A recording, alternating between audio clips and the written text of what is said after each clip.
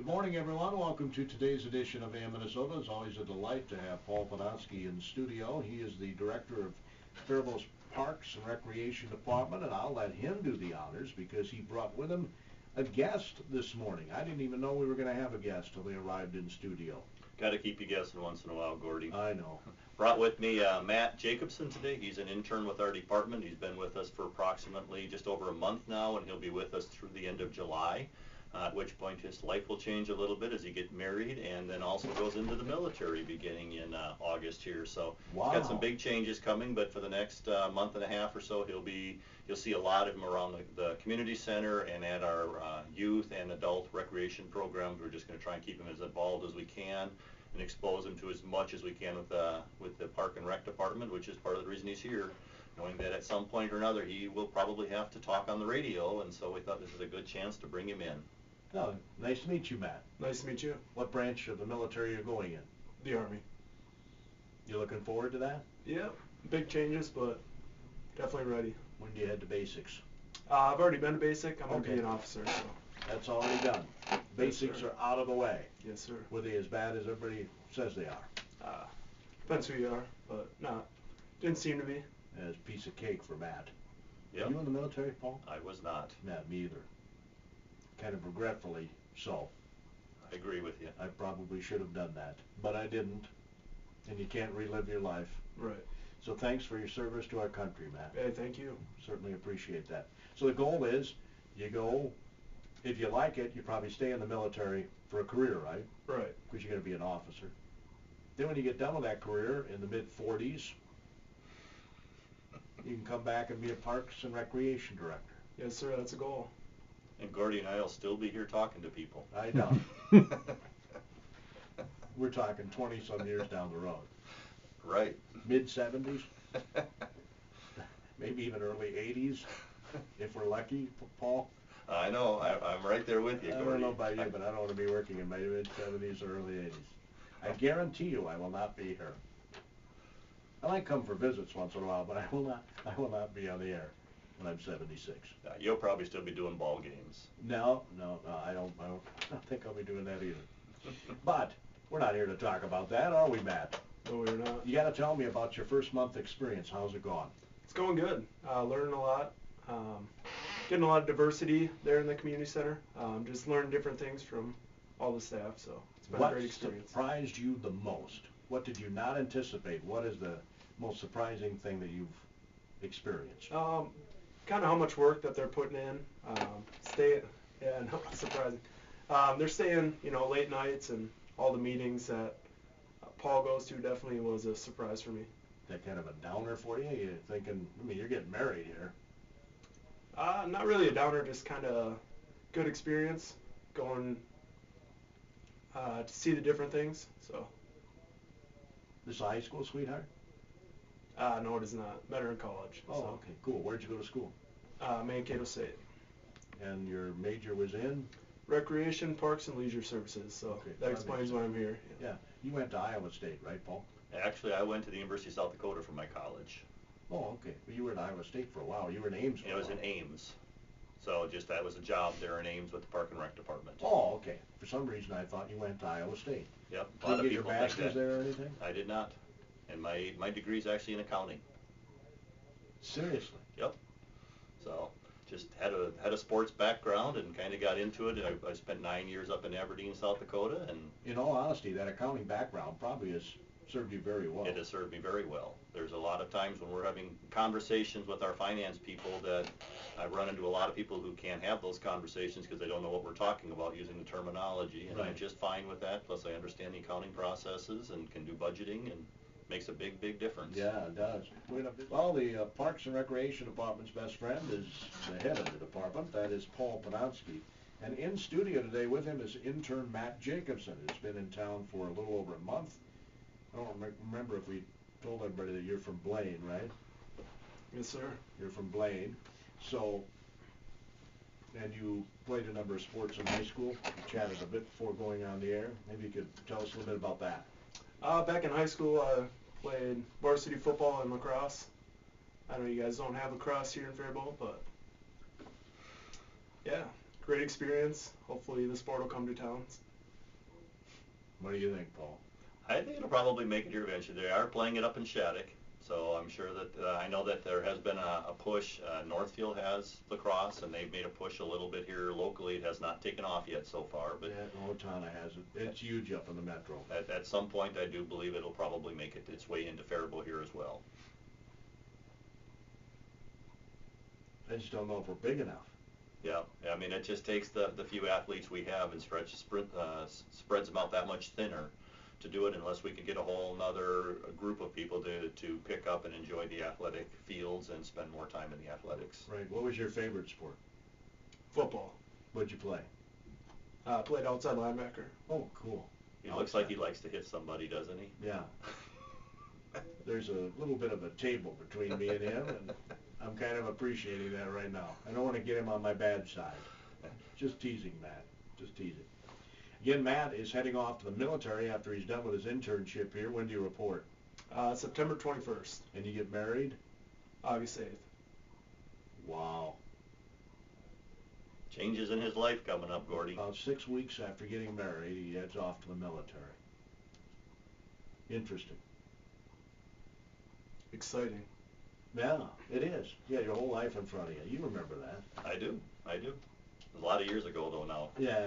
It kind of fades as memory goes. Certain aspects of it don't. What do you think of our aquatic center? Forget Paul Penansky sitting here. I think it's a great place. Been out there kind of power washing the pool there last week. Excited to learn more this summer. Sure. We do have a pretty nice aquatic center, don't we? We do. It's a very nice aquatic center. In fact, we've talked about it a number of times before, that a lot of the communities around us kind of copied and built one of their own after seeing how nice this is and what a draw it is for the community.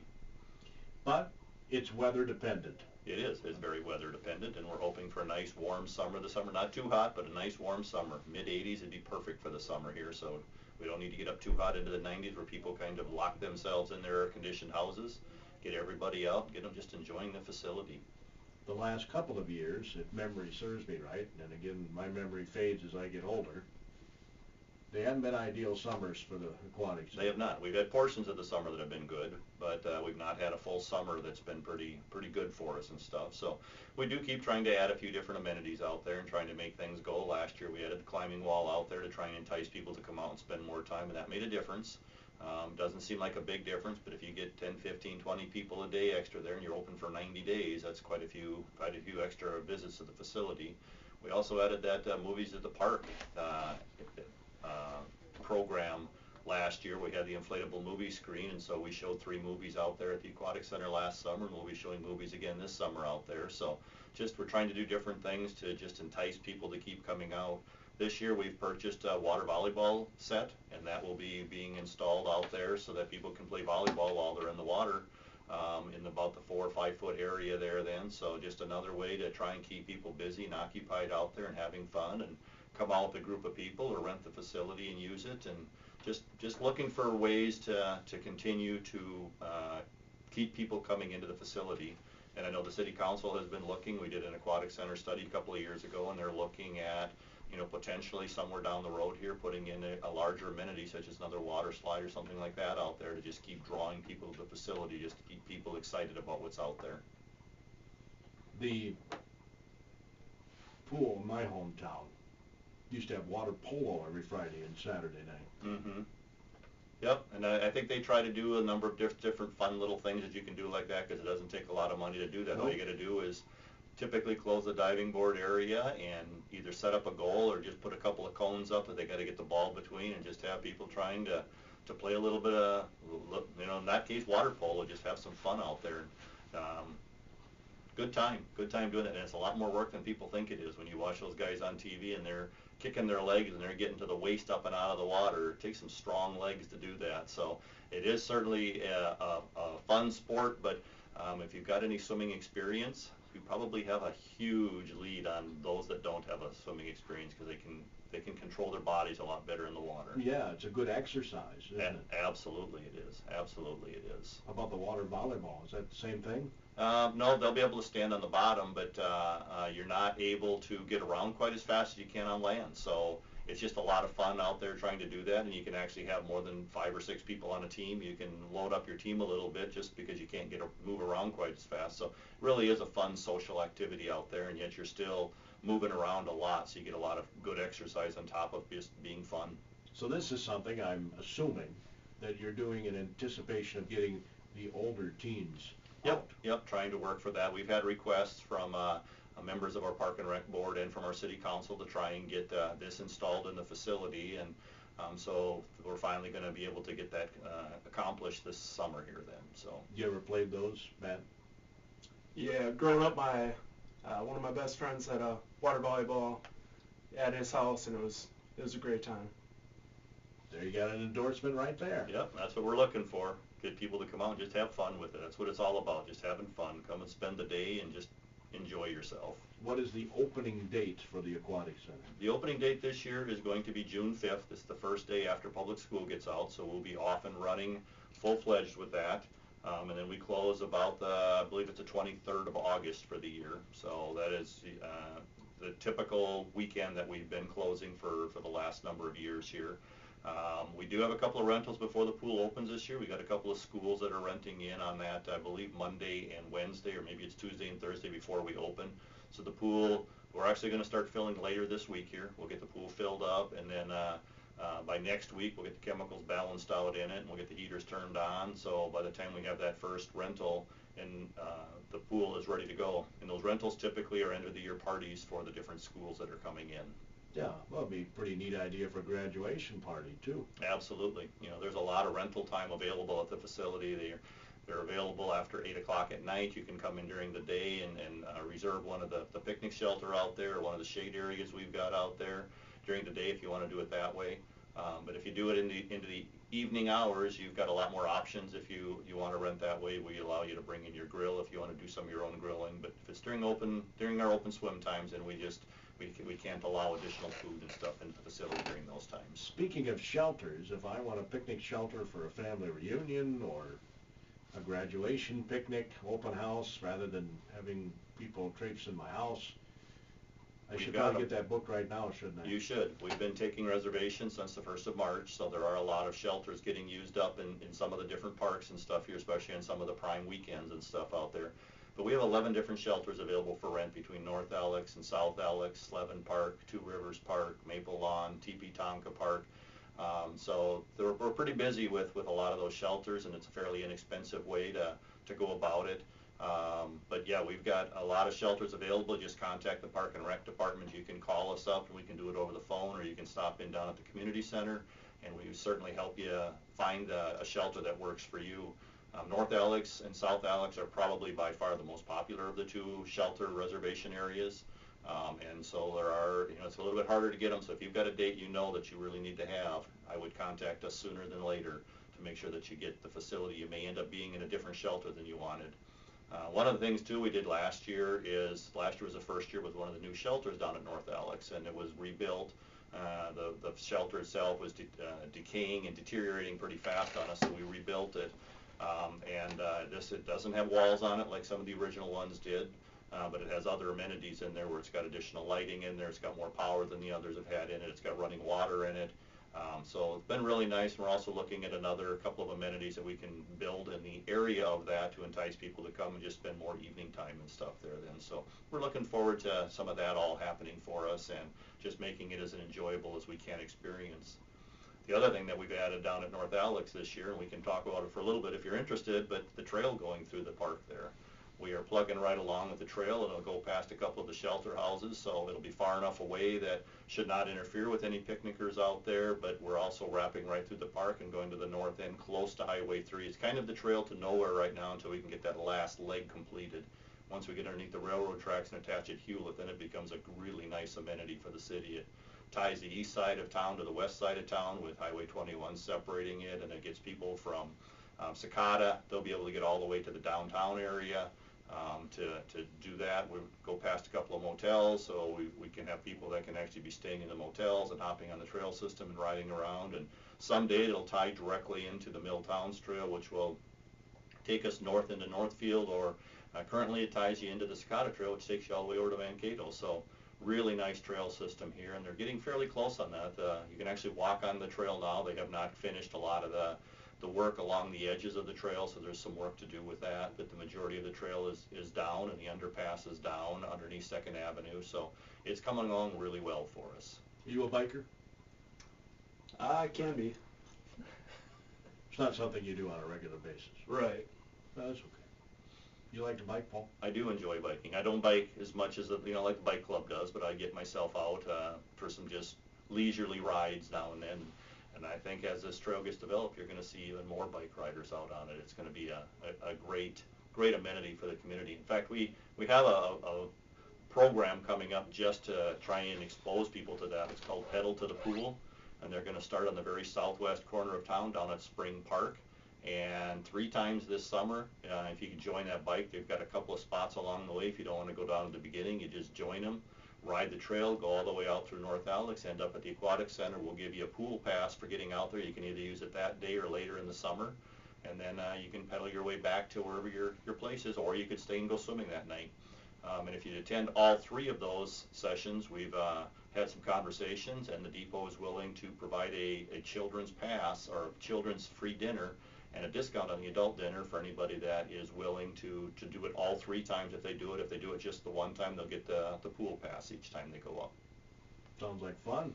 So, yep, just another way to expose people to the trail system that's out there and let them know that you can get around town with it. Yep, I don't get out as much as I'd like to, and when I go out, I typically go west because it's flat. Right, yep. I just want a leisurely ride, no hills. Yep, and actually even for those that are, if you want to just ride, go back and forth in North Alexander Park, this new stretch, it's 1.25 miles long. So it's a pretty good sized length of a trail that's going through there. No hills there either. No hills. Once you get from the underpass, you got to go down and under 2nd Avenue if you're going to go that way, but otherwise once you're past that underpass, pretty flat all the way through the park. Well, you could drive your pickup Out there, put in a parking spot and unload your bike, absolutely. I've been known to do that before because I really don't like riding in traffic. Right, right, absolutely, ways That's to avoid dangerous. that, yep. Same with if you get on the trail and want to use the Cicada Trail and head towards Mankato, you park at White Sands and hop on the trail, and being an old railroad bed, it's pretty flat most of the way into the Mankato then. Oh, I guess I've never gone that route. See how I park out the Dairy Queen. Correct.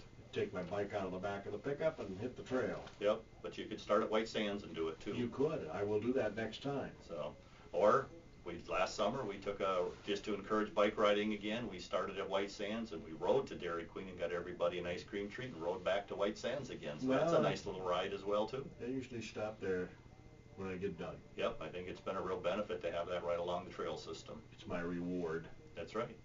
My reward when I'm done. Kind of defeats the purpose. Yeah, well, yes and no. I mean, you're out exercising and having fun, so you gotta entice yourself a little bit, and if the ice cream treat is an enticement to keep yourself riding, that's a good thing. That's true. Again, Paul Penansky, the director of the Faribault Parks and Recreation Department. Matt Jacobson is an intern, soon to be married, soon to head off to the Army. That's pretty cool. Again, thanks again for your service. Thank you for your support. To our nation. We really appreciate that. And boy, Paul, I don't know, do you get to choose who your interns are because you got a dandy here? We do have a good one here. We do have a say in it. Usually interns contact us when they're interested in doing an internship, and then I talk to them for a little while, or one of the rec supervisors talks to them for a little while, and then this year with Matt, we did a group interview. We actually were going to Mankato for a meeting, so we drew him into the student union down there at Mankato State, and all sat down and talked with him and agreed that he would be a good fit for our department, and offered him an opportunity to come up and spend the summer with us. Do you have a favorite thing yet in the department? Just learning from everyone. It's so far been a great opportunity, so a lot of knowledge around there. You know, all the things that you've got to do, you know, running softball leagues, the aquatic center, I mean, picnic shelters, renting those out. I mean, there's a great variety in your job, Paul. There is a lot of variety in the job. Always something going on. Not always pleasant. No. But part of what keeps the department growing and keeps us moving, keeps us energized, all the stuff that's out there. Sometimes even when we've got issues, which most organizations have some type of issues of their own, we just work through them and do the best we can, always keeping focus out there that we're trying to do what's in the best interest of the community. Getting back to the aquatic center, any changes this year? Outside of adding in the water volleyball this year, that is probably the biggest change out there that's going to go on with the aquatic center this year. Admission, same price? Yep, admission is going to be the same price as it was last year, no increases in that. The one thing that we really have been pushing the last couple of years that have been really successful for us is the season passes. We now have the season passes out there, and you can come when you purchase the family season pass as often as you like. So we've got people that in the past were telling us they didn't want to come out for just an hour or two, and they had to buy the tickets that we had. And so now with the family passes, if they've only got a couple of hours, they come out and spend those couple of hours out there. And if they've got the whole day, they spend the whole day. But they don't feel like they're spending extra money than what they need to, because they've got full access to the facility all summer long that way. It's unlimited. It's unlimited. So it's really a super deal, especially if you've got a family of 4 or 5 people going out there. The more people you've got, the cheaper per time that visit ends up being for you. So this includes mom, dad, the kids? Yep, you can buy a 4-person family pass, and then you can add additional people to that then. So it's a great package for out there. You still have the exercises down at the indoor pool at the community center? We do. We still got water exercise that goes on down there every day, as well as the fitness room. The one thing that we do have out at the outdoor pool, though, also is water Zumba. That is out there Saturdays once the facility gets open to the public. So it'll probably be June 6th, if I've got the right date in my head. It'll start out there on Saturday mornings, and that'll run out there from, I believe, 10 to 11.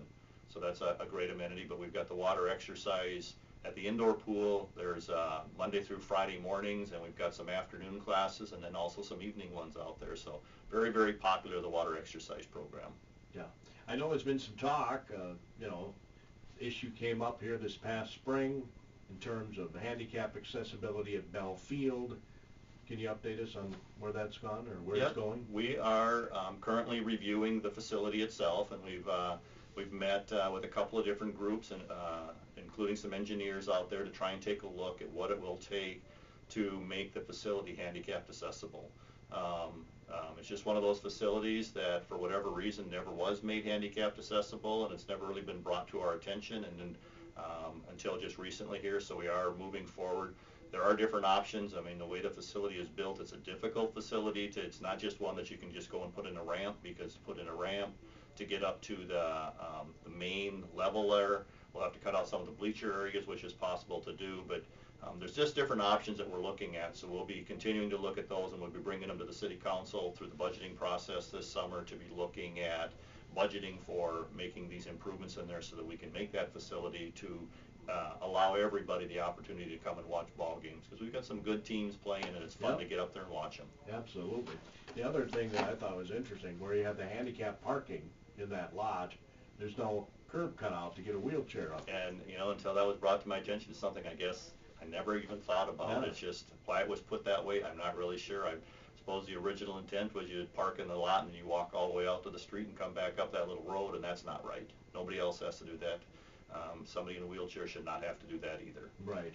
So that is something that could be remedied rather quickly, isn't it? Yep, that's something we'll be working on, to get that curb cut in there and make access into that coming from that way, to at least get started with that, and maybe even put a temporary access in, possibly behind first base or third base, until we can get something redone with the grandstand, but still have a place where you can get in a wheelchair, or if you've got a walker, someplace you can get to and still have good view of what's going on with the ball games. We could set a record today. We could. For a cold temperature for this date. But that's not a good thing to set a record for on the day before we're going to start filling the swimming pool, Gordy. Are you doing that tomorrow? Yeah, well, it should be starting to fill either tomorrow or Wednesday, depending on where we're at with maintenance. Start filling her up and getting her going. No. Get the frost. Might have frost tonight. Yeah. Cover your plants. That's what they're saying. So, but you get that out of the way, though, see? Yep. It's going to get it out of the system before you fill the pool. And then it'll be nice and warm for us for the summer. And how long is that process? To fill? Yeah. We can fill as fast as 3 or 4 hours, or we can fill over a couple of days. So it just kind of depends. If we hook up and use the fire hydrants and stuff in there, we can fill really fast. If we just fill it through the filter system, which is the typical way that we do it, we can fill probably in about 12 to 16 hours. Usually we fill 5-6 hours a day and let it settle out a little bit. So it's a gradual process. We don't want to fill it too fast. It allows some of the minerals in the water just to settle out so we can vacuum them back out of there so the filter system doesn't pull all those out of it then. Sure. Paul's not sitting here again, Matt. How do our parks rank with Blaine? They're pretty nice from what I've seen so far. A lot of what I've seen over this month has been, the cold temperatures, but now we're getting out there a lot more, and they're definitely nice. I don't know, what's the population of Blaine, do you know, by chance? About 60,000. Yeah, it's 3 times the size of Faribault, so it probably isn't fair to compare the two. It's a tough comparison. But I will say this, and I think we've talked about this before, there's a certain gauge that you use to determine whether you have enough parks in a community. Correct. Actually, and that's not used as much as it used to be. I think when we first started talking about it, there was a per capita number of so many parks that you should have. And now a lot of those standards are kind of changing over time here, and they're just saying, if your community is demanding more parks, if you don't have access to them, then you need to take a look at where you can add parks in. I know when the park system was originally started here in the Faribault area, they tried to set it up so there's playground equipment somewhere within about a quarter mile of every resident. And except for a couple of areas in some older parts of town, that is the way it is. They're not necessarily all parks, they might be schools, but there is access to playground equipment within a quarter mile, so you should be able to walk to almost a piece of playground equipment anywhere that you live in town. Yeah, that's pretty awesome. Well, we're plumb out of time. I'm sure we'll have Joe Ron on in the near future to talk about the concerts in the park series. And we'll have to have Paul back on again and talk about other things going on at the Parks and Rec Department. That concludes today's edition of AM Minnesota, KDHL AM, Faribault, Minnesota.